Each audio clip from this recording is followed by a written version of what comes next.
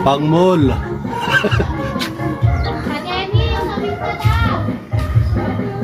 Pang trabaho. Pang tambay. Yan. Ito. Sinusuot ko rin to. Pang date.